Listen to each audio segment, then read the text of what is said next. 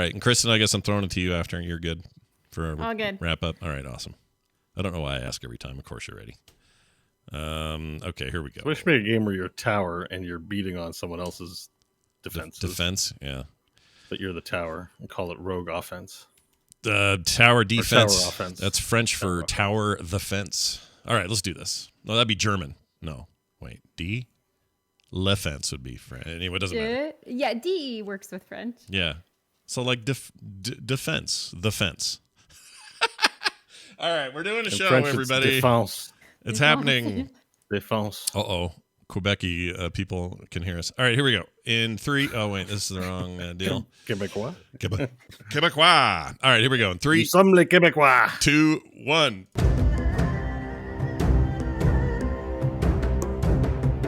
Welcome back to There Will Be Dungeons for Sunday, January 30th, 2022, with Scott and Bo and John and Kristen and Kyle and possibly a cat. And a baby might show up. We don't know. Sometimes we get special guests, and you just never know what's going to happen here, where we play D&D with each other and have a great time. A reminder: as long as it's not a certain European special guest. Yeah, that's fine. We don't want that. That thing I brought up twice earlier. Yeah, we probably don't want that guy here. Anyway, we're here to do some fun. We're going to play. We're playing D&D, and you're here to play with us. And we'd like to remind you that our friends at phoenixbrewery.com/TWBD would like you to go check out some of their great teas. I had the Mind Flayer this morning. It's one of my favorites, and it's also very. How are your eyeballs doing? Good. It's not caffeine-y, but so there's no hype from it. But I do feel like my life is a mirage, and everything that's happening isn't actually happening to me. Is there a little parasite gestating in your cerebellum? Yeah, just a little one though. I call it Dax.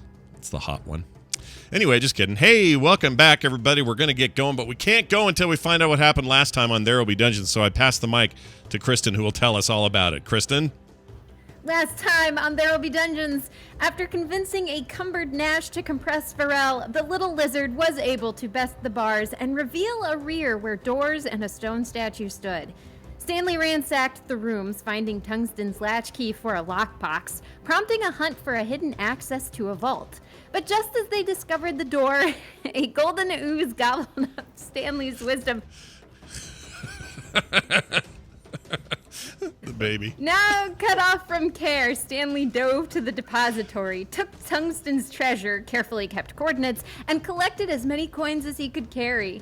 Making their way back to the bar, they were ambushed by orc attackers who claimed to be the new rulers of the rock. With no wary wisdom from Stanley and animal instinct nagging Nash to dive into dragon form, the fight was fast, leaving only 2 orcs recruited to run Stanley's ship. But before beelining to the captured coordinates, they needed to restore Stanley and Nash's stolen stats. Now rejoin our heroes as they dare to undo the goo gobbles. Can they retrieve skimmed skills? Do they want to after the previous combat concluded so casually? What are you saying? And when they do depart, where will Tungsten's coordinates conclude? Stay tuned for the continuing conundrums and perilous pursuits of space.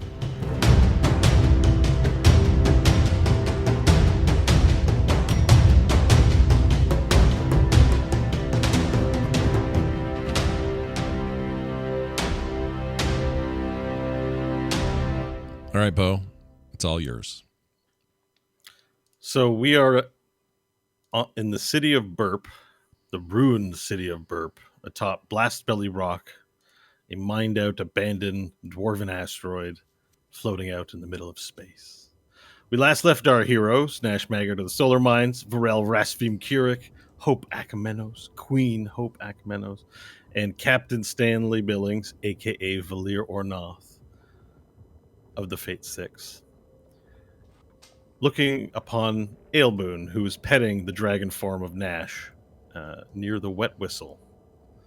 In attendance, outside the Wet Whistle, near the cages that the orcs of the Green Vale imprisoned the hero's companions and allies, our badass T, Union Wheel, the Belele Kuhn to Stanley's Silele Prime. The more we say this, the better I'll get at it. It's practice.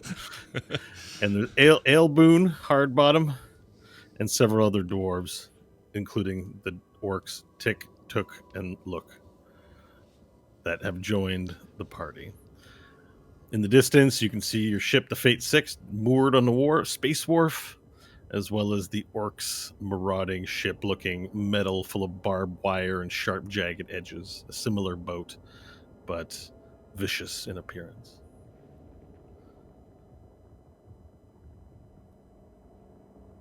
Well, I never seen anything like it.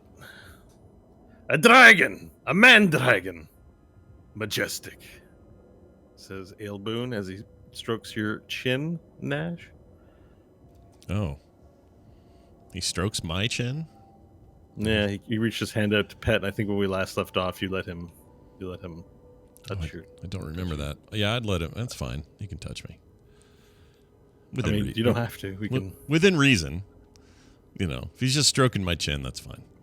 Yeah. It's just it's like a Jon Snow touching the dragon kind of deal, right? It's just like, oh, jeez. Yeah. He's very nervous. His eyes are wide with excitement and fear.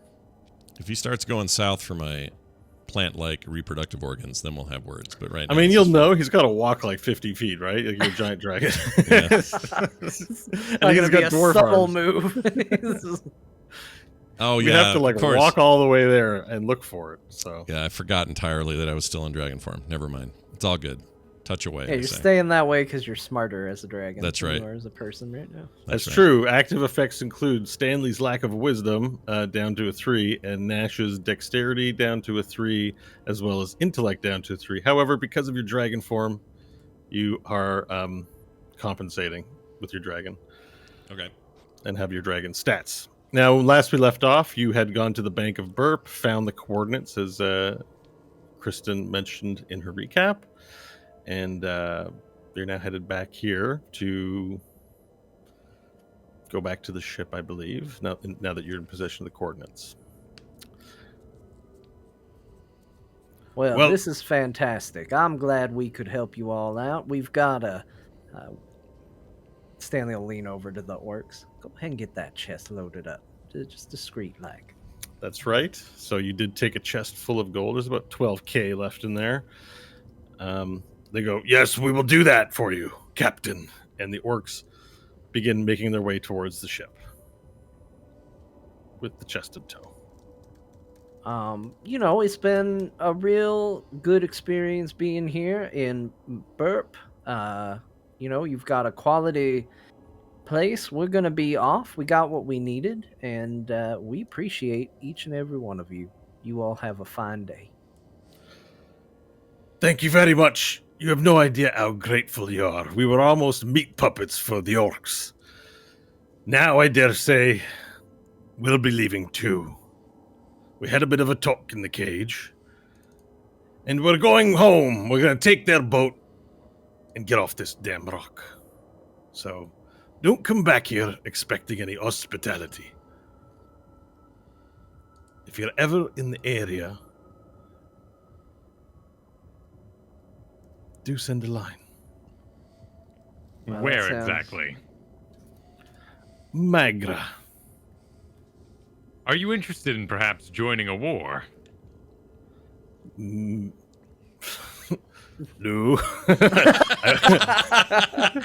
I was hoping to go back to my estranged wife and win her heart from the new men she has.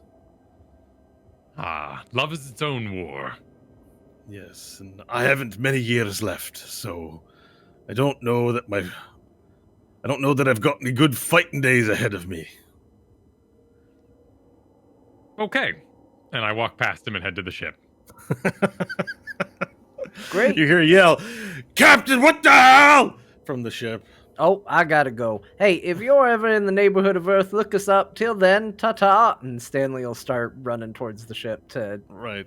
address this. Wait, do any of you know here about the golden goo? It seems to have taken some things from our friends. Golden goo. Oh, you mean the belly snickles? Yes. And Hope will Yeah. she'll shake her head a little. If you get touched with one of the belly snickles, just take a rest. It'll clear up in a day. Oh. Okay. Yeah. Wait Thank a you. minute. Hope, can I talk to you? Yes. She'll go over to Varel.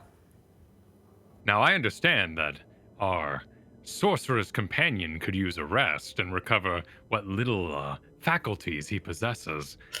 However, Stanley has proved himself to be much more effective in this form. It was a lot faster. He'll remember though, so maybe we can talk about it. But he walked so directly out of things. He immediately engaged in combat. It was a sight to behold. I suggest we assault him with bells when he tries to rest. No, Varel, he does need to rest. But not like a full rest. Surely an interrupt every 3 hours would maintain his current drain. I don't think he'd appreciate being kept from this. He won't be wise enough to know. Well, if that's the case, why don't you tell him about it and let him decide? Good idea. Stanley. Hope will start getting on the ship and He's start already getting running for the ship. He's wandered away. I'll find him on board then. Okay. So you run to the ship, Valir, and you see that the orcs are on board, backs to each other in a circle with their swords out while the ghosts circle them. What is the meaning of this? Why are there ghosts here? Oh, right. Stay back! Look, hold on. It's fine. Everybody. Arms down. Arms down. Hey, look, you three, it's not your day for fighting anyway. Don't worry about it. Look, this is our crew. We have a ghost crew. It's very handy on account of the fact they can't be killed, like your former crew. This crew goes on forever. Yes, but they can sneak into our thoughts. No, they can't. They wouldn't do that. Would you guys do that? Your uncle goes, maybe. Depends All on right, who well- it is. All right, well, they might do that, but it's nothing you have to worry about. They're confined to the ship. They can't go anywhere beyond here. They're not going to tell anybody anything. It's fine. Look, we've been flying with these ghosts for a really long time now, and never had any problems. So I think you all just need to settle in and don't worry about it so much. All right, persuasion and or deception check, please. We'll go with deception, because we have not been flying with them for a very long time. 18. Okay. Yeah, so the orcs, they're very mistrustful. They begin lowering their swords, but they don't like it. They clearly don't like it. And Okay. they're going, Look, one last try. You have two options. You make peace with the ghosts, or you can go back and fight Nash the dragon.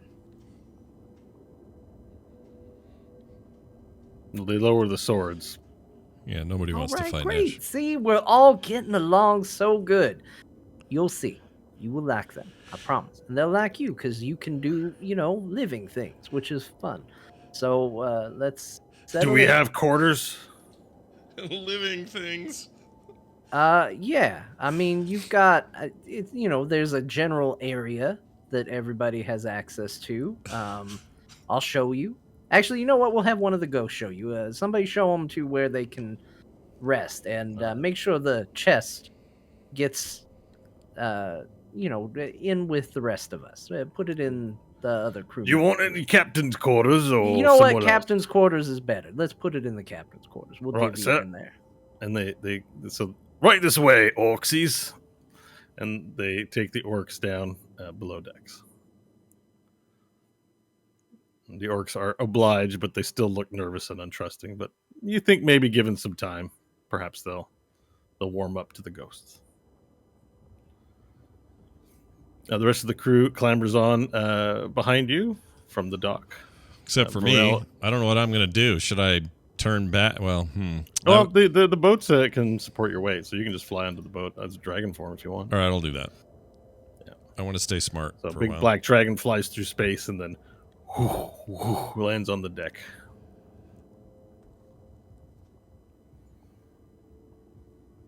Uncle Sever comes up and says, "Well, did you have a good adventure, nephew?" Oh, it was very good. We found exactly what we were looking for, as well as a chest full of gold. Right, very groovy. Yes, groovy indeed. Nash is a dragon right now because he's smarter when he's a dragon.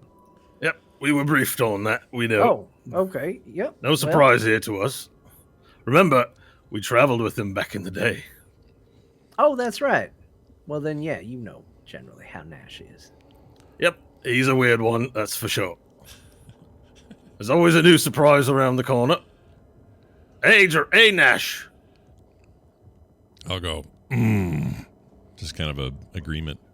Grumpy. And how are your Dragon Balls hanging today? To the left and slightly tender. That's not how they work. You mean Well, I've never seen youth balls. How would you know that? They're inside. They do not hang at all. Oh.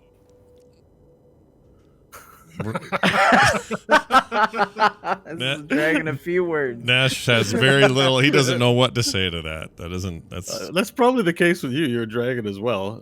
You are in that reptilian area of creature. You probably also have your genitalia tucked into your body. Did we determine find that out- do I get Although it? you are also a female dragon in dragon form, or at least you have the ancestor of a female dragon, so there may be other things going on. You haven't particularly examined your situation. Maybe Okay. that's for the best. That is it's for all of our best to not know. Yeah. It's We're beyond all- the scope of Dungeons and Dragons, really. We're all better off. If the temperature of your reproductives give you pause, Nash, might I suggest laying on a cool surface or a warm one?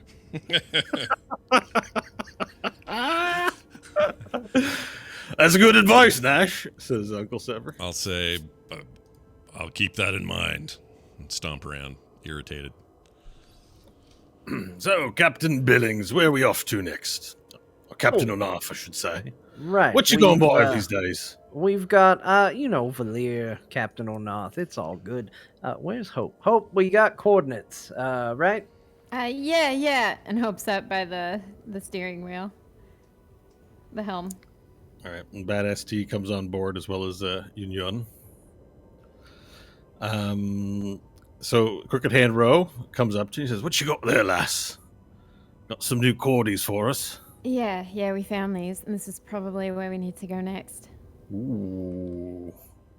He examines the glyphs. That's a rough part of space. You sure?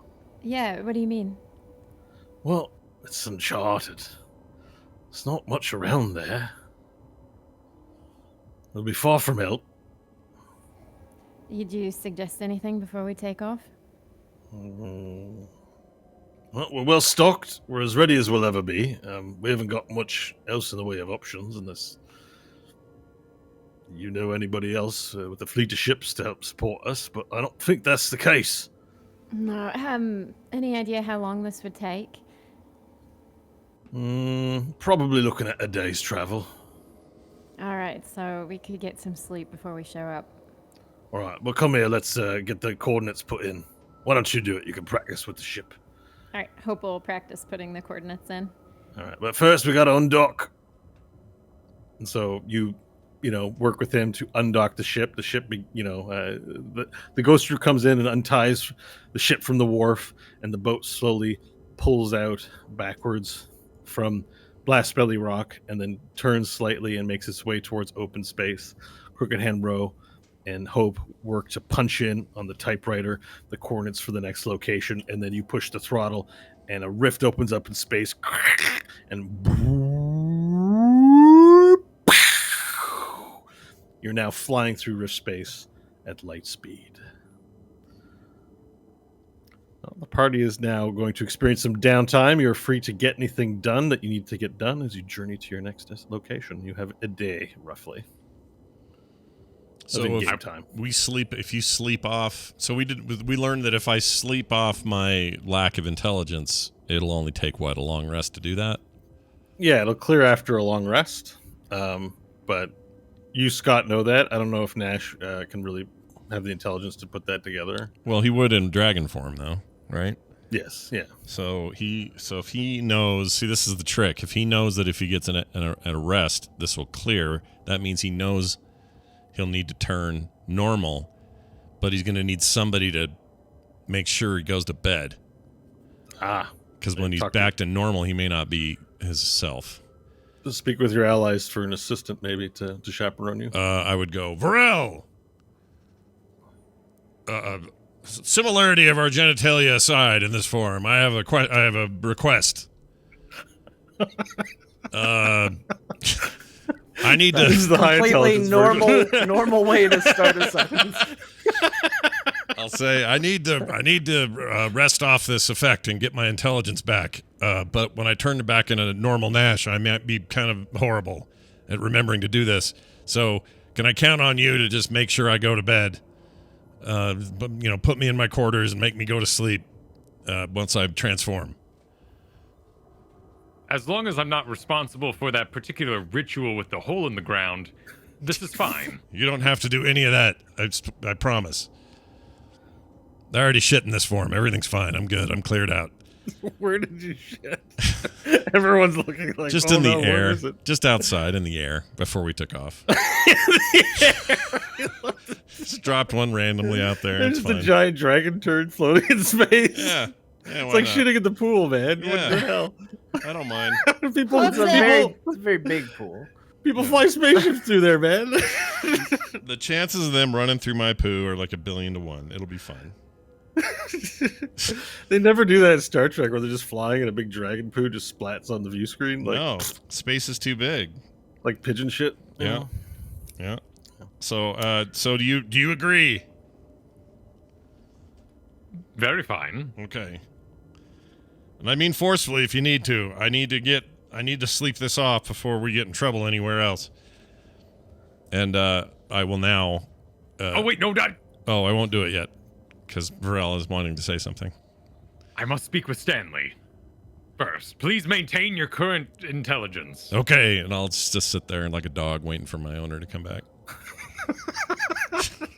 14 intelligence. Yeah. I go to find Stanley. Yeah, Stanley, where are you now? After the ship's taken off.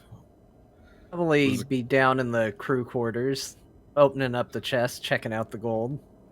Okay.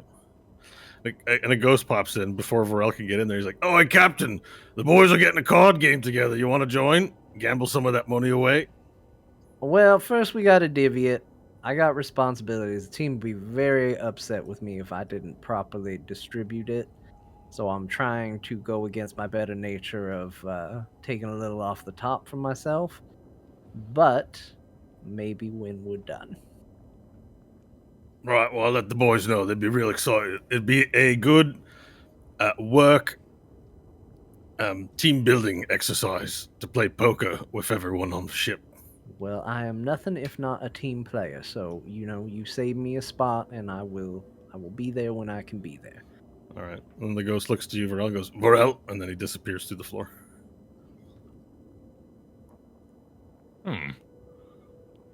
Stanley, I shall inquire about this poker in a moment. First, I must talk to you. Great. How do you Let's feel? talk. I feel fine, thank you. You a little seem off, a little different, but not bad. You seem joyful. Yeah, I guess, I've had a good day. Good days always make me happy. It is my understanding that were you to rest, you would return to your former self. By what do you mean? Like a well-rested version of myself, able to cast amazing magics to marvel and spellbind? Yes. Yes, the very same, but you can do that right now. I am concerned. Nash has been drained of his ability to comprehend. You seem to be drained of your ability to feel great sadness and regret. That could be true. I don't know which is worse. Sometimes I just feel like, what's all the fuss about, really? Yeah, bad things happen, but bad things happen to everybody all over the place, happening all over the time. Good things happen too. We got paid. We're on a ship. I'm the captain. Crazy as that. And, there's no need to be too upset about it. I agree. I find you very effective in this form, and I would encourage you to get as little rest as possible. I don't know, Varel. You see the way I teleported earlier? Right through that fence? big obstacle in our path. I just walked right through it. Very Yeah. cool. Mhm. Yeah, I only get to do that so many times a day unless I get rest. And while I like how I feel, I also like being effective and cool. I see. I see. Might I caution you then to make sure your assistant is well beyond your reach then this evening? My assistant? Yes, you are incapable of self control in these matters. Oh. Gotcha. I will see you at the poker then. Yes. You're gonna play poker? I didn't know you played. It was noted as an important team building exercise. Well, hey, it's gonna be a learning experience for all of us, because let me be honest with you, I've never played poker either. I know it's a card game of some kind. I'm going to all I put know. Nash to bed. Oh, great. Is he sleeping as a dragon, or is he, sleeping as a person? He will be a person on the lower couches. Okay. Well, this was a good talk, Pharrell. I like it. I feel like we don't talk enough. I agree. Let us Yeah. talk again. Yes, let's. I leave to go get Nash. Okay, very good. So how you putting Nash to bed? Well, he's so we got this couch down here. I would like to, as these look like they're kind of the backed couches with the big arms on the sides. I'd like to push two of them together to create a sort of cradle, a sort of a contained area in case Nash rolls. Yeah, and you don't want him waking up. You want him fully rested. Yeah, I will push one side against the wall, push the other couch, maybe bind them together, so that if he were to get in the crack and push, he couldn't do that in his sleep. And Yeah, that's always terrible. Yeah. and I will attempt to And- make him comfortable. So Nash, are you attempting any resistance to this plan? When you have any planned RP here No. to be a nuisance? As soon as I transform, I'm ready to, like I'm telling myself, that I know what I need to do, and then I need to go straight to this rest. But I just don't know what I'm gonna be after I turn. So are you to get downstairs? You'd have to turn into human. So you're turning into a human. yeah, we'll do that first. And Near then Varel's coming Varel. to guide you downstairs. Yeah, it would be near Varel. Yeah, and then he'll fulfill his Varel duties to that he committed to Okay. take me down there. All right. So Nash is. So I go. Nash is what's the word? I turn into myself. Transformers. Yeah. So you bring Nash downstairs, and he doesn't cause you any problems. It seems he curls up into the couch cradle you've made and falls asleep. Oh, that's good news. Oh, it was that easy. Yeah, I was worried. It's up to you. It's your RP. That's why I said, do you have any shenanigans planned? No, You I have think nothing I'm gonna planned. do anything? I just want to. All I know is unless you say there needs to be some sort of dice rolls to determine how well I make it down there, for however you want to apply those, then no, it went without a problem. I mean, maybe if I would have thought of it like stairs are too hard for you, but I don't know. I think it's fine. We can move on. All right. You're fine. All right. If it comes to it, I would swaddle him. Oh, Yeah, I would stand him up and walk around him with the blanket to get him good and tight if he's going to struggle, and then kind of mummy him in to the beds, and then remember that human beings like these pillow instruments and attempt All to. Well, make a medicine check. You're caring for Nash. Let's see how effective the caring really is here. A 3. oh man, this is Okay. not caring at all. We'll revisit this. Got a blanket around his head. Thank you for the Swaddled. roll. We'll revisit this later. Okay. I hope, meanwhile, you're piling anything you want to get up to during this day. Not really. Once she's done piloting, she'll get a drink and just kind of stare off into space. You catch word about the poker game. Any participation in that? No, she has no interest in a poker game. All right, perfect. And Badass T has been politely but hanging around you. Is there anything you need to do or say or instruct Badass T in as he's your charge? No, she'll offer him a drink as she looks out at space. Okay. So it's a solemn evening. He's really not obnoxious. He's just silent as well. If you're silent, he's silent. He's not really, doing anything. So he's He's there. Okay. On your case, Stanley, so wherever you are, Union would be posted like outside the door or something like that. She'd be nearby. So Varel, I guess you're going to are you guys going to the poker game, Varel and Stanley? Before sleep? Check it out. Yeah. All right. So down in the bottom floor of the ship, there's like a makeshift table and a bunch. There's a bunch of ghosts just hanging out. They're telling stories. One of them's playing a mandolin. And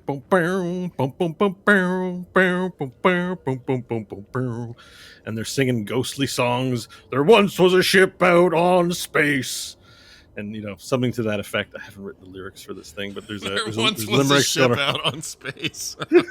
There once was a ship out on space, and the police ships did give it chase. But she was known as the Catherine, and she could get away from any Slytherin. There you go. So there's limericks going on, and they're clearly not drunk, but they're clearly behaving drunk, and it's very confusing ghost behavior. They swear they're sober, but they're behaving very silly. They invite you to sit at the table and play poker. So we're not going to go through the whole motions of poker. If you are, how much money are you bringing of your cash, by the way? Well, I mean, I think before we start, somebody invited Hope, correct? And she declined. Somebody go get Nash. He doesn't have an excuse. What's he doing? Somebody go get Nash. Nash should participate in this.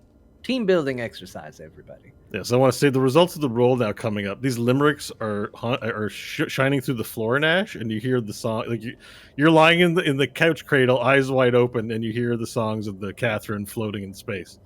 Okay. There once was a ship named Catherine, Stanley and she had a bossy captain. Stanley sends a ghost to go get Nash. Right, okay, so Ghost comes up. Oi, Nash! You're sleeping in here? Mate, you're missing out on the best poker game this side of the, Golagari Expanse. I'd go, chicken potato, and then that's it. That's it. Right, well, come on downstairs. You can tell everyone about your chicken potato. Nash, you're a good man. I don't think Nash is puts smart the enough ghost to arm get around up. you, puts a finger into your face. You're a good man, Nash. And it's impressive that you're a dragon. Come downstairs and tell the boys your stories. I guess I'll go with him. Because I don't know. I wouldn't have That's the a good lad. Let's go. intelligence to And know. he takes you out Oh, this is bad. downstairs. And you see Stanley and Varel are deciding how much money to pony up while you get downstairs. Speaking of, how exactly are you all paying? Why do we have to pay with the gold we just got? How do you pay? I have no ponies. Yeah, he has no ponies. Well, we got ghost coins. And everyone empties their pockets. They have these ethereal coins that they put on the... All right. Well, as long as at the end of the day I walk away with my real coins, you can keep your ghost coins, but we can use them as chips.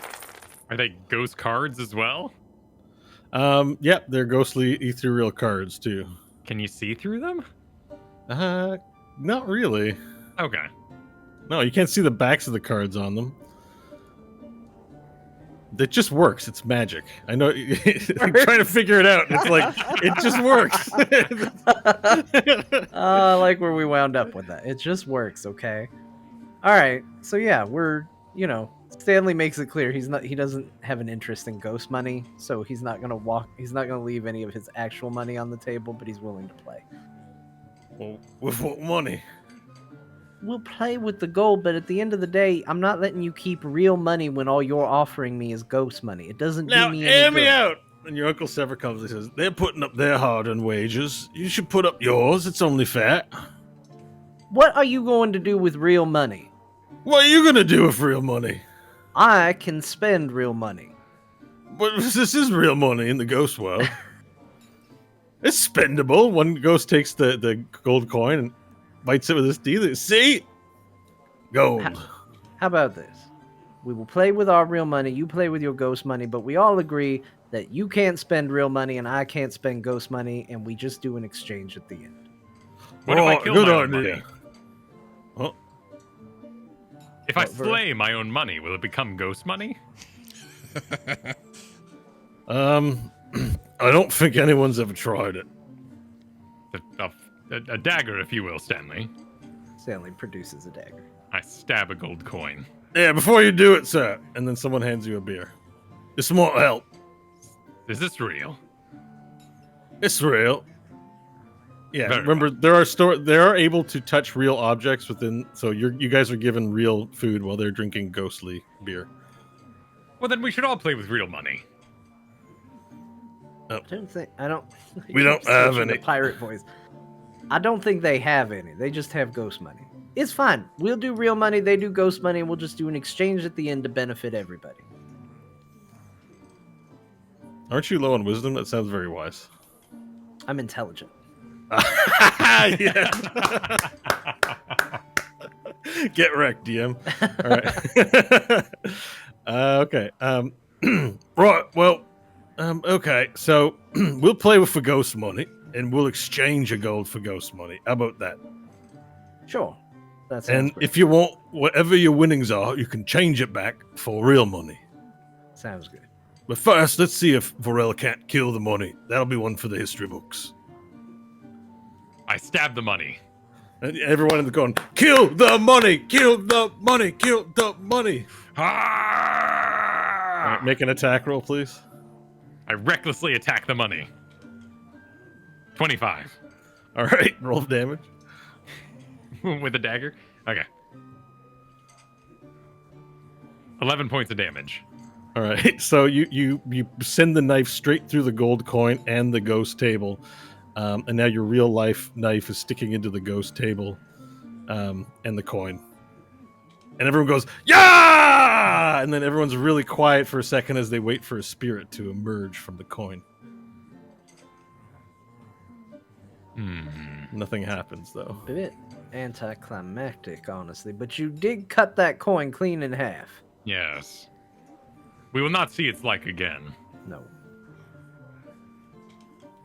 Well, then who's the dealer? Nash, you want a deal? I'll just look at him blankly like a dodo. No, I think Nash is tired. It's probably... Nash! Go to bed, Nash! He's like a kid who came down the stairs. When he does that, I'll be a little taken back and just muster enough intelligence to point at the ghost, and that's it. Yeah, wait, Nash, do you want to play with us or do you want to go to bed? Let's see. Would I know how to answer that? Do I know how to answer that? I don't know what. It's hard to I decide like what how this. serious Scott's taking his lack of intelligence. I want- RP. He's just I want to do it right. Thinking more about being an unintelligent character than he ever did an intelligent character. Should have played a low intelligent character all along. Yeah, I should have. Is this really how an unintelligent person would react in this situation? He suddenly I'm became looking a for my thespian. motivation in this scene, everyone. Well, last time I did this, it was all about his instincts, right? So instincts take over, kind of animalistic instincts. Like, Yeah, just what would I pretend do? he's a big baby that can talk and recognize friend and foe. Yeah, That's it. and I'm gonna look around like I don't know why everyone's talking to me, and Nash is gonna start crying. Everyone goes, "Oh, Nash is crying! Oh no!" Yeah. And one of the ghost pirates, comes over and says, "There, Nash, it's okay. No need to cry, Nash." And he puts his arm around you and he starts wooing you. That's a good lad. Tell Uncle Sever what's wrong. Uncle Sever comes to you. Sit down, Nash. What's on your mind? It's just you, me, and the pirates out at sea. I'll go We bare our souls to each other. bed. I'll say What's wrong with your bed, lad? need sleep. Well, why'd you come down here then? I will now point at Varel. Did Varel make you come? Did Varel make you come down here? I performed the tuck-in. I did not have warm lactations to give. I am aware of the human ritual of sleep. It is complicated. Requires many pillows and blankets. I understand there's a bit of a complication here, because, Nash, you're a mammal. but also a bit of a reptile, so it's hard to know what the right bedtime practices are for you. Do you want some more milk before bed? No. Bed. All right, I'll take him up. And then Uncle Sever sort of, holds your hand and walks up the stairs and drags you up Great. patiently and puts He you back to complained. sleep. He complains of the tummy rumbles, but will not eat the sand to soothe it. Well, he doesn't have a very high intelligence for real right now. He's got one of those yellow jellies on him, and we can't hold that against him.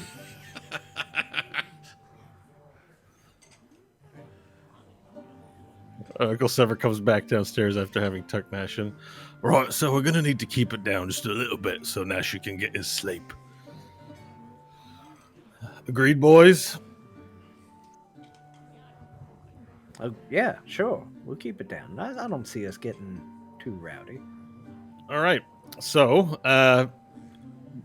do you guys want to RP some poker, or do you want to just move past it?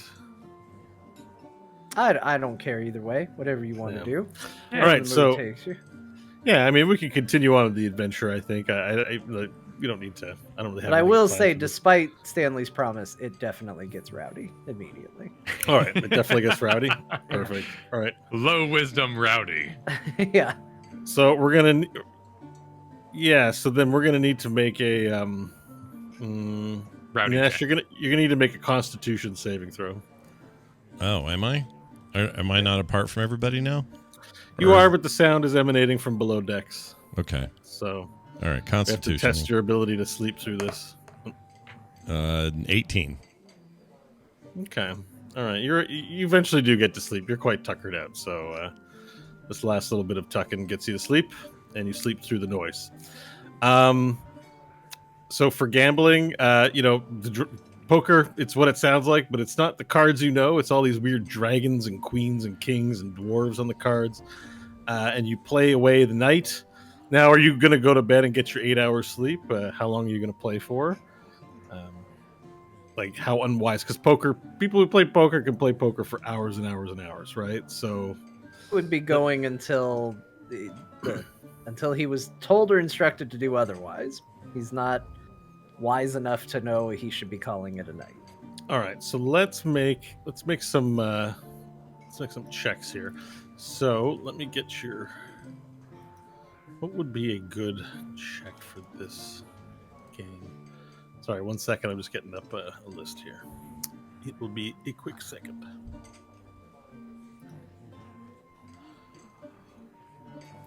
Okay.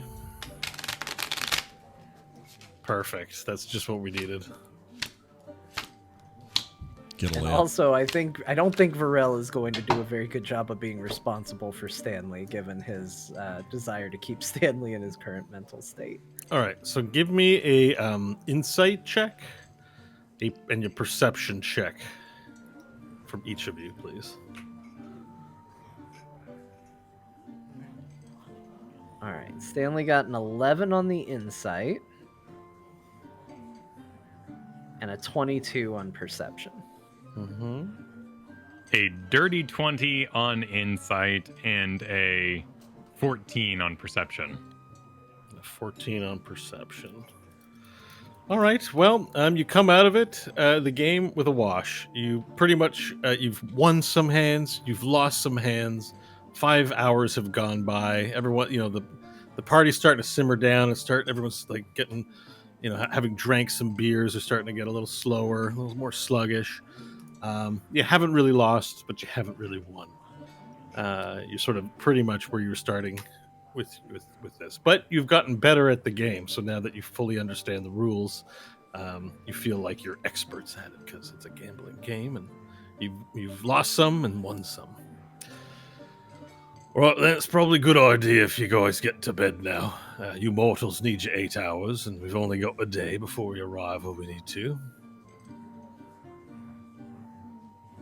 All right, that's probably not a bad idea. I mean, I don't really feel like I'm achieving much down at this table, although I learned and I appreciate the education you all gave us. Well, Right then. Well, we're not off to bed. We're going to keep playing because we're ghosts and, well, we can do Oh. that. But we'll keep Oh. it down. Do you want me to keep playing with you then? Because I mean, if this party's gonna keep going, then No, Captain, you've done enough. It's great that you've spent some time with us and we got to know you a bit better. And that you're not just ignoring us like some servants, but treating us like family. That's very important, but you're immortal, you need sleep, and we're here to ensure that you get your mission done. We're ghosts. We don't need sleep. We can do whatever the hell we want all the live long day and not suffer any of those mortal consequences for lack of sleep. being a ghost sounds great. You know what? It truly is. I mean, we do miss eating, and the sex isn't as good, but it's not a bad life. You don't have to sleep. You can play games all day, and you can scare people, which is kind of fun too sometimes. All right, well, thank you all. You all have a good evening. Stanley will Yep. stand up. All right. Varel, are you leaving as well? I will follow Stanley. All right. So you both make your way up. I don't know how much you've had to drink. I'm assuming Stanley's lack of wisdom means he's had a steady flow of mead. Yeah, probably hasn't stopped. Yeah. So, he maybe leans on Varel on his way up. And as you get to your captain's quarters, Stanley, Yun has one leg like up against the wall and like her hands crossed leaning against near your door. And she says, "Finally." Well, I'm back. Good watching out for the door. We have successfully pokered. She looks at you and she says, "Seleli, your behavior since the bank has been concerning to me. It's a bit unorthodox to be playing gambling games with the crew in such a way and drinking. You have a great charge ahead of you. I'm hoping this was just a result of the poison you received from the belly snickle." Poison? I was poisoned? Well, the magic. Well, why the didn't transference. anybody tell me I was poisoned? Is there something? Hold on, I have magic that can do this. Hold on. Stanley sits down. Wait, starts I used the wrong concentrating word. It very, maybe not. very It's a hard. poisoning is a figure of speech, not literal poisoning. Valia. Stanley casts lesser restoration upon himself. Okay, and would this actually have any effect? It might on the potentially? alcohol, actually. Because alcohol would be a form of poison, right? Yes. Let me see And here. it can cure blindness, deafness, paralysis, and poison. Well, alcohol is a form of poison. So I'm just reading the spell. Where's the spell? It's what detects. What is it? The spell? Second level spell, lesser restoration. Yeah, got it. Yeah, it can end either one disease or one condition. So yes, you can clear the drunkenness. Oh, you know what? I do feel better.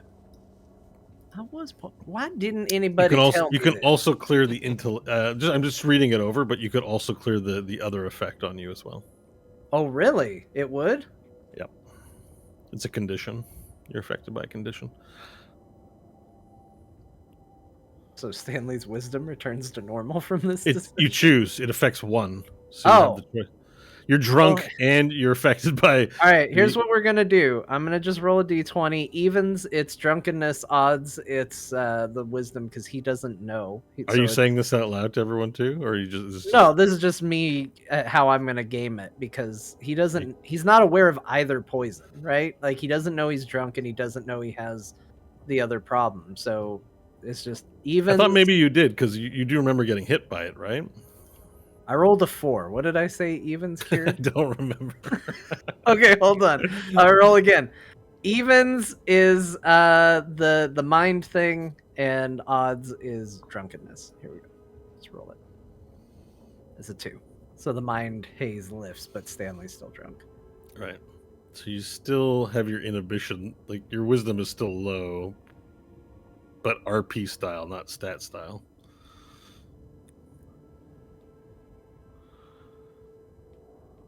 So all of a Stanley? sudden, Oh. Oh, I have to lay down. I don't feel very good at all. Varel, help me get him to bed, please. As long as you promise not to join him. I shall go to sleep too, if that's what you mean. In a separate room, of course. She looks taken aback. Would you suggest I don't take my charge seriously, Lizard? Guys, can you please just help me lay down and fight somewhere else at a quiet volume, please? Very well. Let's assist him first, and then we will discuss. All right, so you assisted drunken Stanley as he stumbles his way to the bed, and you throw him in just face first. he just crashes face first, and you lift his legs and at least so they're straight, and put a blanket over him. And then she looks at you, glowering now at the insult that you just said to her, and she taken it as an insult. Her eyes are like ice daggers. She nods her head to take it outside. Very well. She moves outside of the room and then holds the door and waits for you to leave. Sleep well, Stanley. Yeah, Do you require a bucket? I don't. I can prestidigitate it if it's a problem. Very well. Ew, you barf all over yourself and go blink. This is like a Dazed and Confused movie I need to see. Dazed and Confused, but it's Hogwarts.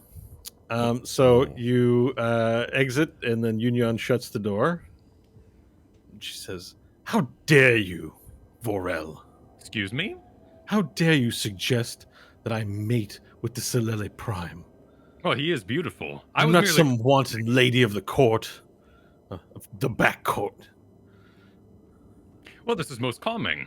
For Stanley has wooed many of our would-be companions in the past, and things have become, how they say, awkward, if you will.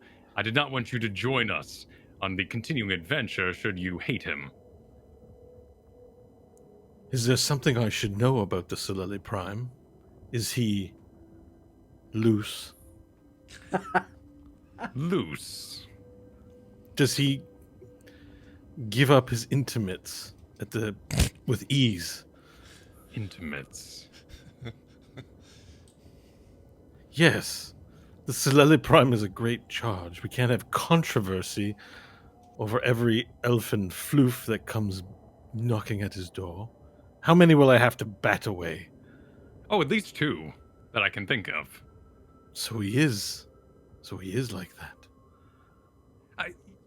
Are you saying there's a great ritual where you enchant your people with grandest of beauty, and they're not allowed to fornicate willingly? He is a symbol of our people. It's not that I'm against fornication, but for Solele Prime to take mates isn't just for himself now. He's a symbol for his people. And his example is what others will follow. Oh, I see. Well, this is far more complicated than I assumed. I merely wish to caution you, for his charm seems quite powerful. Oh, don't you worry about me. I've been trained all my life to take this charge. I will not throw it away for a brief night of pleasure, no matter how intriguing it might seem. Oh, you say that. There's a whole tower of paladins. Anyway, maybe the story The is whole best told. tower of paladins. Wait, did they all want to bang Stanley? I don't remember. I want to hear Varel's recanting of that tale. It's got way more interesting. After a single night of soup, all were convinced. At any rate, good night. Good night, Pharrell. And I'll walk a bit away and turn back. Well, She you do takes take a- it quite serious. Yeah, and she takes a seat by the door and, stands guard. Okay, so everyone retires for the night. It's a long rest. Reset your spells, reset your nonsense. Let's get it. Oh, this feels good. How do I change that back? I don't want to run. You overrode it, so just go to the override and D&D just got a lot easier for Scott. Yeah. So the override is now Oh, now it says -5. That what? Well, you're screwed. Hold on. So go to the override and just delete whatever you overrode. Right, like just leave it blank. There we go. Where Plus you 3. Put the 3. Yep. Yeah. There you go. You're back. We're back, baby. Was I? Oh wait, why is my AC only 9? That's not right. Because your dexterity also needs to be recovered. Your dexterity was also turned to 3. Shit, that's right. Yeah. Okay, I'm fixing it. So yeah, just picture George Costanza saying, "I'm back, baby." Is there any more of these that are effed? No, No, those you are had the only Dex 2. I and think it was just intelligence, Yeah. and Stanley had wisdom affected by the belly stickles. Okay. Not the official name, just the dwarf name for it. Okay, I'm good. All right. So 8 hours elapses. Everyone rises. Anything they want to do for the day in the morning, or we just move to the next event. I would sleep a little later than I'm sure Nash would, as I was up drinking and pokering. Mm-hmm. All right. Well, Hope, do you sleep in the main quarters with Varel and Nash? Is that right? Did we put you in there? I would think so, unless she Yeah, I has think her own so. room. Only if Stanley has his own room. All right. So the 3 of you sort of wake up. Badass T is in there as well, and there's a gorgeous Georges floats through the window and says, "Georges, Georges." Yes. Georges is Georges. Yes, you are Georges. Congratulations. And Hope's rubbing her eyes. Georges. And he opens up the door, and then another ghost elf walks in with a real life dinner plates, and there's breakfast made on it. And one of the ghosts drops it. "Good morning, ma'am," and drops that there, and then drops one on you, Nash, and Varel. There's a breakfast plate also dropped near your sand pile, not on you because you're in a sand pile. Oh, thank you, Georges. Thank you. Georges, Georges, and he bows and leaves. Similar with you, Stanley. There's a knock on your door. You hear, "Georges, Captain Georges." Come on in, Georges. Georges floats into the wall. Georges. Good morning to you too. Georges. And then he opens up the door. "Georges to Georges." And then another ghost comes in and brings you a plate of breakfast. Eggs and greens, as well as a side of lamb. Oh, thank you. You are a lifesaver. Stanley Georges. He looks at eat you ravenously. with It's his very one big good. eye. Mm-hmm. Georges. And he taps his head. Mm-hmm. Georges. Yep. Georges. And then he turns around and he walks off. And then over a ghost then floats down from the ceiling. Is "Captain, I've got an update for you. Oh, We'll sure. be entering back into space soon. We're almost at a destination. Once you've eaten breakfast, I recommend you get up to the deck so you can tell us what's going on." Oh, sounds good. Have all my companions been fed and seen to as well? That's Georges' department. I don't know. And he floats Well, back up. You seem okay.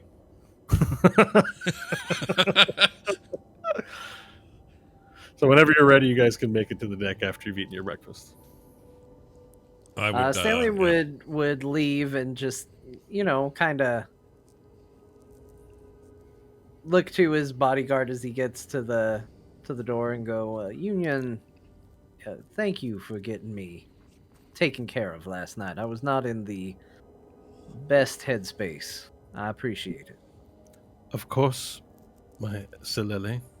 We all need a bit of diversion from time to time to lift our spirits. Yeah, I agree.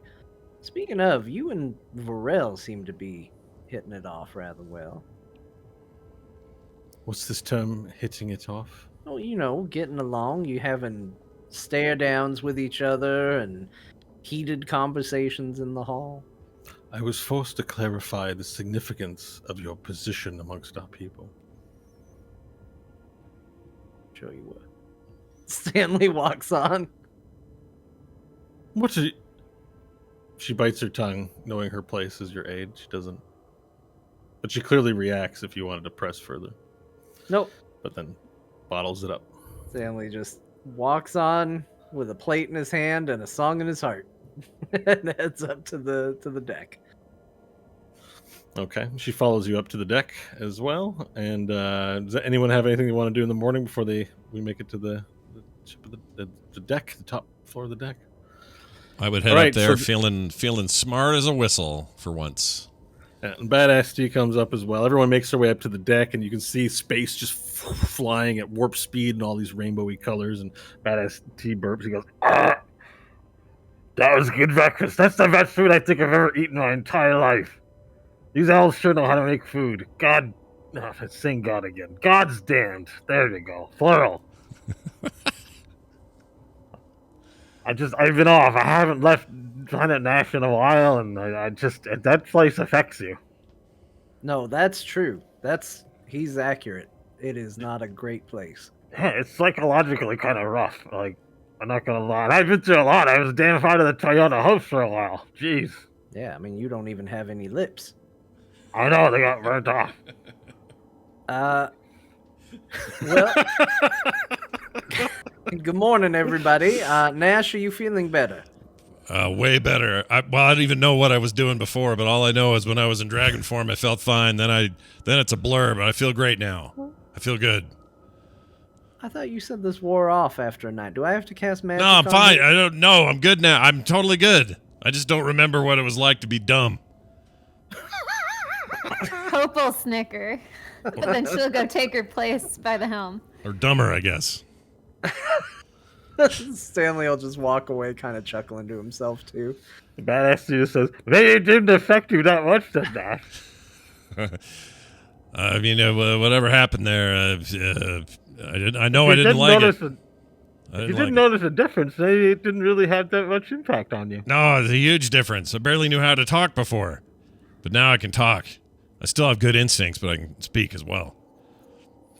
It really affected your memory, it seems. Yeah, well, not so much my memory, just my memory of being less intelligent is just kind of a mess. Because it's just, it's all instincts and flashes and you know, real basic stuff. None of it makes sense like in a normal way.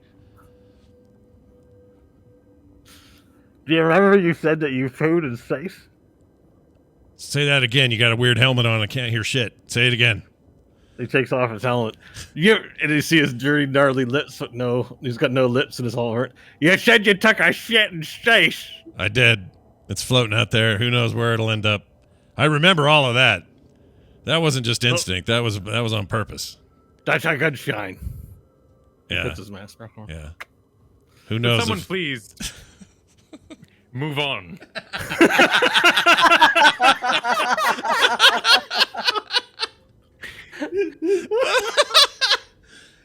Will someone please move on? Okay. Amazing. Crooked Hand Row yells out, "Oi! Oh, get over here. We're about to decelerate. I need your help." Hope heads over. All right, grab the lever, throttle down. We're moving out into regular old-ass space. And Hope, you grab the lever. And a tear opens and the ship flies through. And then slows down to impulse immediately, and you're at the destination. And everyone looks around.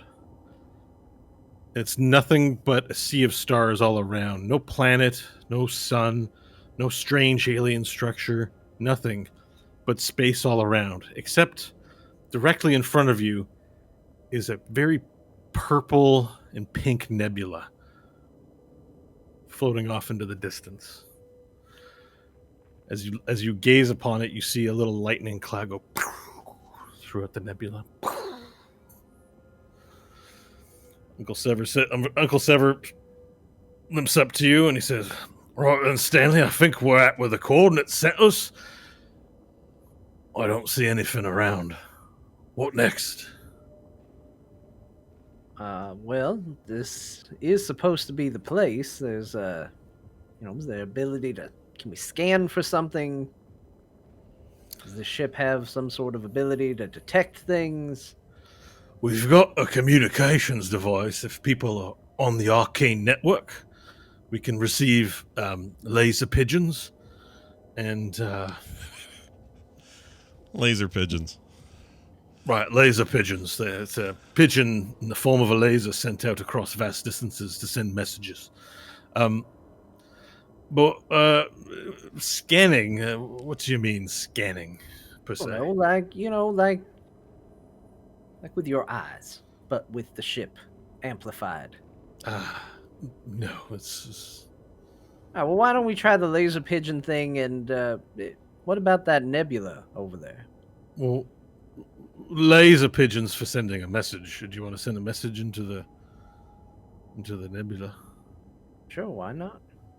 Look, whatever it is we're here for, it's here. It's supposed to be here. So we have to try everything. Okay. What would you like to put on the message? Hello.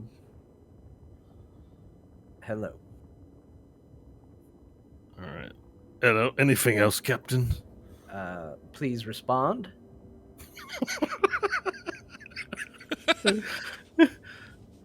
Right. Thanks.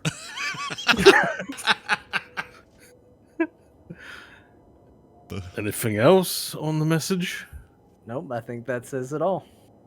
All right. Ro, type in the following. Hello. Please respond. And thanks. And then Ro looks to you like, type it in, Hope. Oh, okay. And Type Hope will in the type it message, and the typewriter clacks. Now, see this button right here where it's got a pigeon looking all lasery on it. Just push that. Hope will stare at the ghost as she pushes the pigeon laser button. Right. All right. And so, like, on the panel, like a little metal pipe goes up, and then like a lasery looking pigeon starts to trace out, like neon style. All right. Tell the captain we need a direction to send it in. All right, Stanley, we need a direction.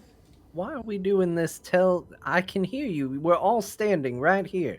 Fire it at the nebula. Stanley says fire it at the nebula. Right. So type in the following 72 Mark 07 Delta. Put that in the typewriter. She types it in. That's something that could have used some clarification. How did he know that? Well, I've been a Crooked Hand Roast because I've been a pilot of this ship for quite some time. I'm a navigator, and I know these things, and I'm trying to teach Hope how to do it in case I'm not with you any longer, or who knows, for the future. It's good to have what do they call it? Succession planning in your organization, in case the worst happens. You understand? Wait a minute. Can you die as a ghost? Well, it's been known to happen. We're not immortal. Really? Have you never killed a ghost, Stanley? Says your Uncle Sever. Well, actually, that is a good point. We have killed ghosts before. But I mean, like, he said he's not immortal. Do you die of old age? No, our energy's in the ethereal plane, and it doesn't go anywhere till it's killed, but there are predators in the ethereal plane that you don't have here in this world. Maybe being a ghost isn't such a good thing. There are dangers here.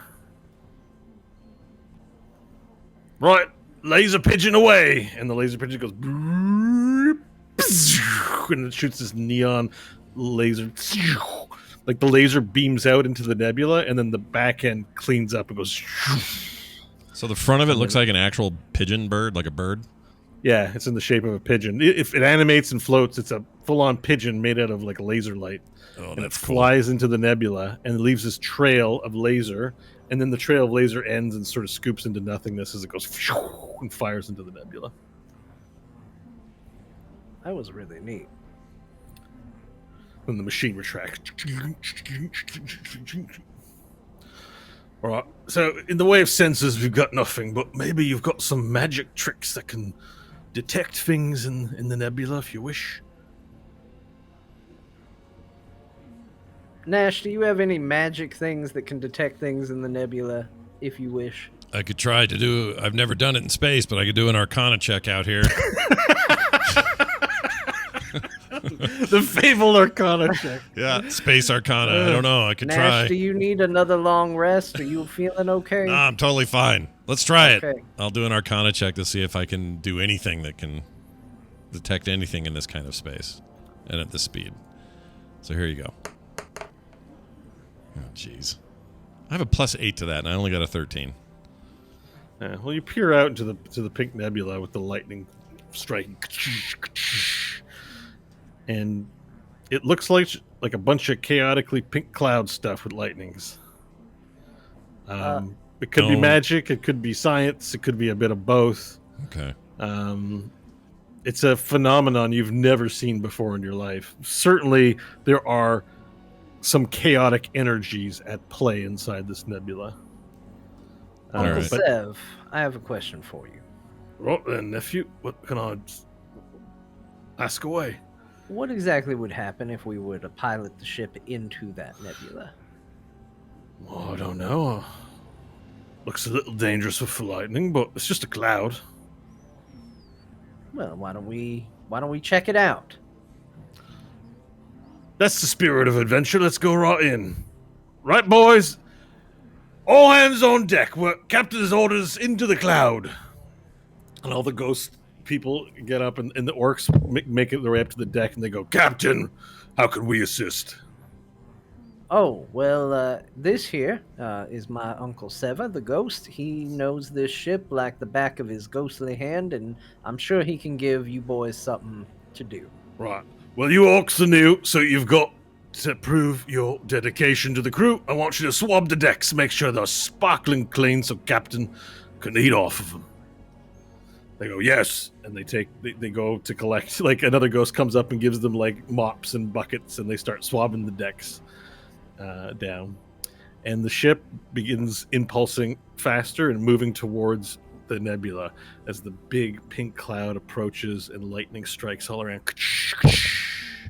You sail into the pink and purple mist. And with that, we'll go to the break. We'll find out what happens after. Excellent. You heard him, chat room. Go take your own 8 to 10 minutes and do a thing you need to do while we do the same. When we come back, the latter portion of today's show. We'll see you then.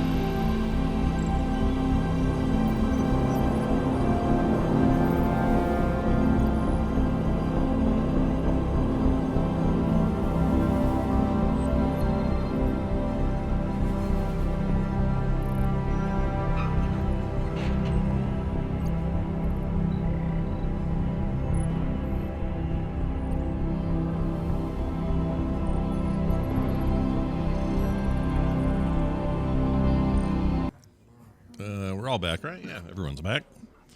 So here it comes. Indeed, we are. We're back for more, everyone. Sit back and relax as we continue our adventures today. Bo, back to you. All right. The Fate 6, the Elven space airship, Space flies ship. into the nebula. And then now you're surrounded by purple cloud everywhere as you enter in. And just for effect on layer 20, I'm going to move the cloud to the Ooh. map layer so you That can all business. see what's going on. It's very thick. Very soon, visibility begins lowering somewhat. Crooked Hand Row says to you, all right, let's chart a path where there's less cloud coverage. And he navigates the ship a little bit. And as you guys move through, chains of blue lightning shoot down across the sides of the ship, and it rocks the ship. Everyone, make a dexterity saving throw. Oh, my lord. Throwing right back in here. 9 for Nash, a real good one. An 11. 14. Is this Pharrell? considered it was a dex save, right? Yes. Is this considered an effect I can see while not blinded, deafened, or incapacitated? You can see it, yeah, the lightning. Okay, cool. 25. Ooh, all right. Wait, no, never mind. I lied. Wait, hang on. 22. All right. So, An egregious error, Varel. Will not be forgiven. so the lightning shakes the boat to the extent that you guys fall down. For those who've fallen, please take 7 points of damage. Who fell? Fall did damage. everybody Everyone fall? but Varel. Oh, Sorry, 7 How- points, you say? What was your roll, Stanley? Sorry, I forgot your roll.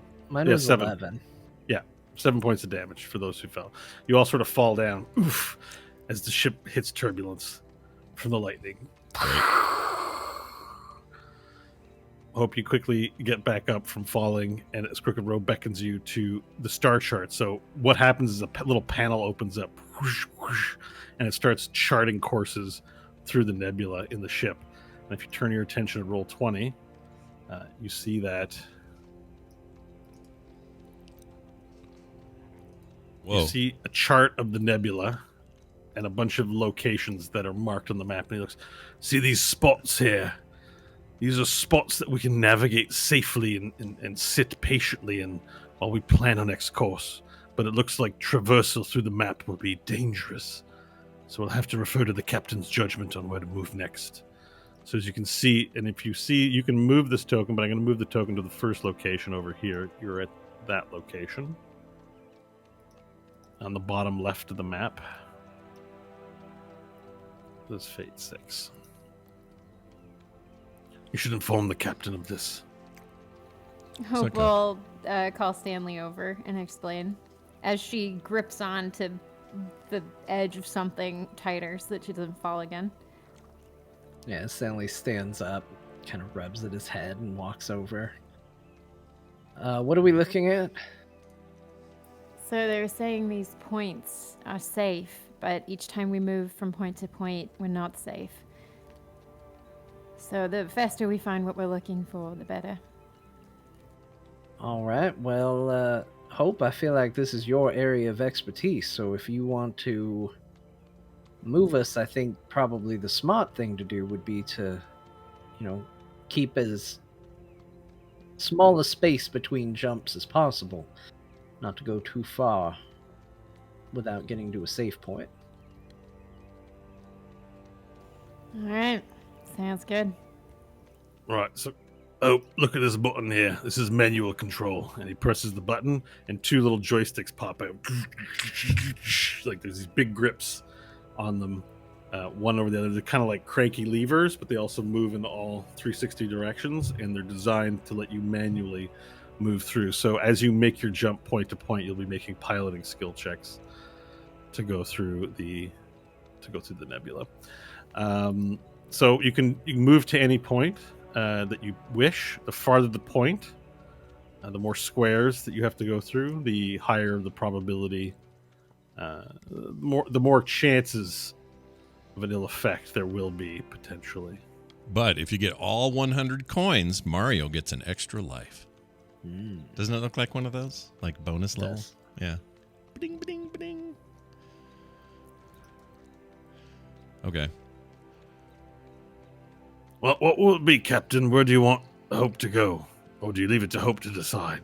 Oh, I've left it to her. Right. Well, then Hope, it's up to you. All right, Hope will look at the star chart and look forward, take a deep breath, and she'll start moving them diagonally to the top right through 2 squares. So if I get the ruler here to this guy right here. Correct. All right. So we move through square 1. Make a piloting check, please. Or just make 2 piloting. Well, make the first piloting check for the square 1.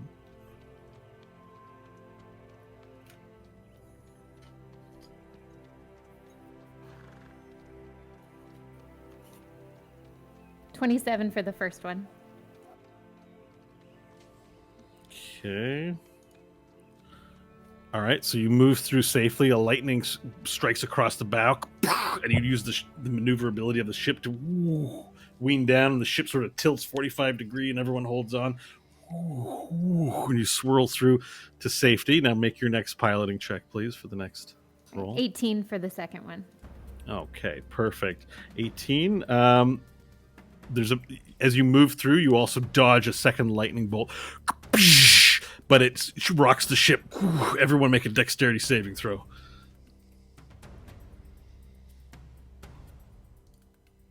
Dexterity. A 16 for Stanley. 17 for Nash. 19. All right, 13. 13. Hope you lose your grip on the steering wheel, on the 2 control sticks, and fall to the ground again. You take 9 points of falling damage. Everyone else, you're able to hold on to something safely. Whew. Bad ST falls down and goes, shit!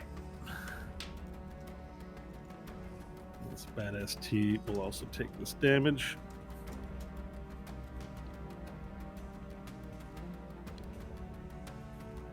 As well as one of the orcs who's swabbing the deck falls down and takes the damage as well.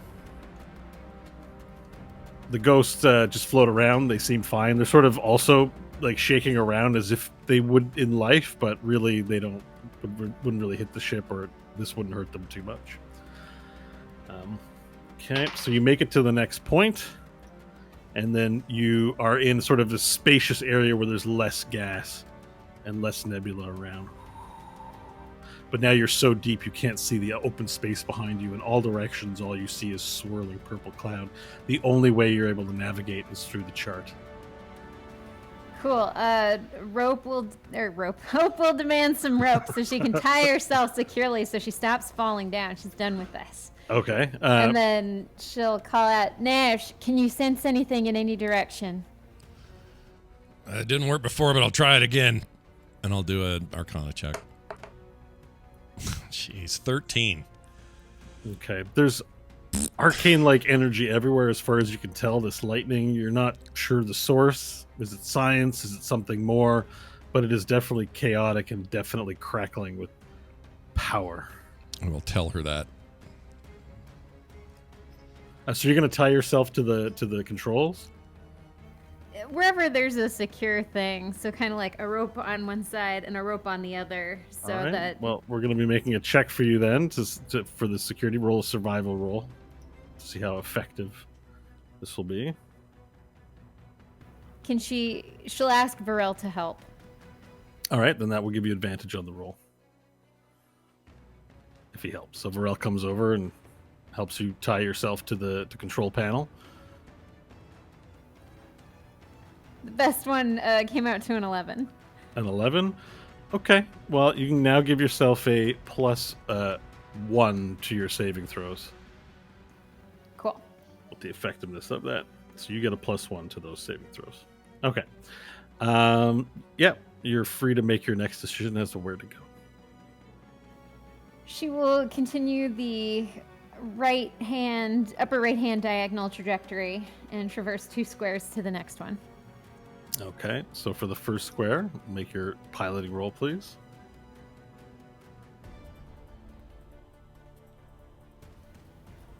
Natural 20.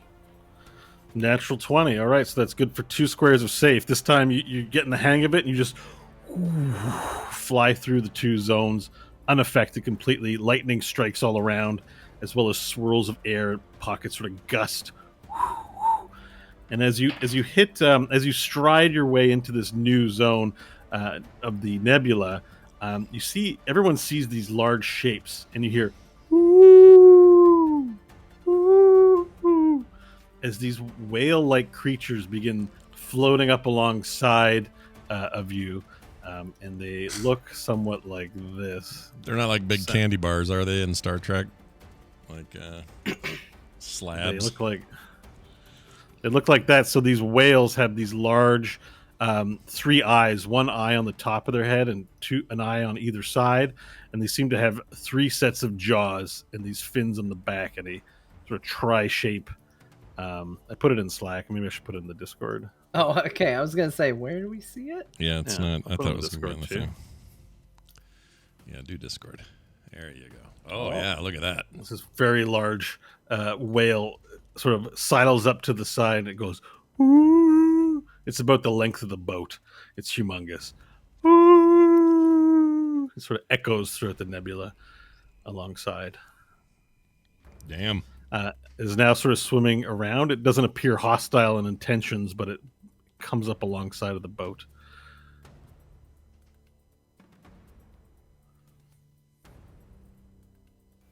Nash, could you sense anything?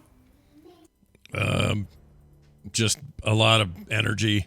Some of it may be magical. Some of it just could be space stuff. I don't know. I can't tell. Majestic creatures of the nebula, guide us. All right, so you say that to this creature. Make either. Is there a diplomacy stat? Make a diplomacy or performance roll. I think diplomacy's 40. Or survival or persuasion. Yeah, could I survival to like talk to wild animals in a sense? Exactly. We be friends. 9. Okay.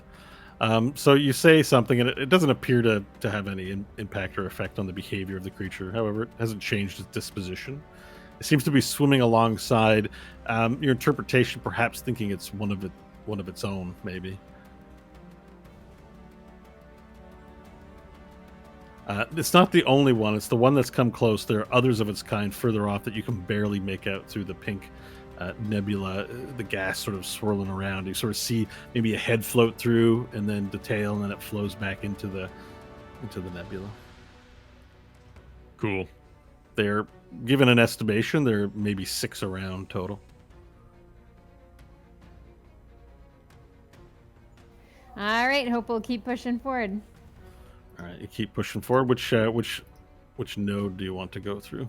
The one diagonal upper right. So passing through 2 purple. All right, make a piloting. You'll make 2 total piloting rolls here.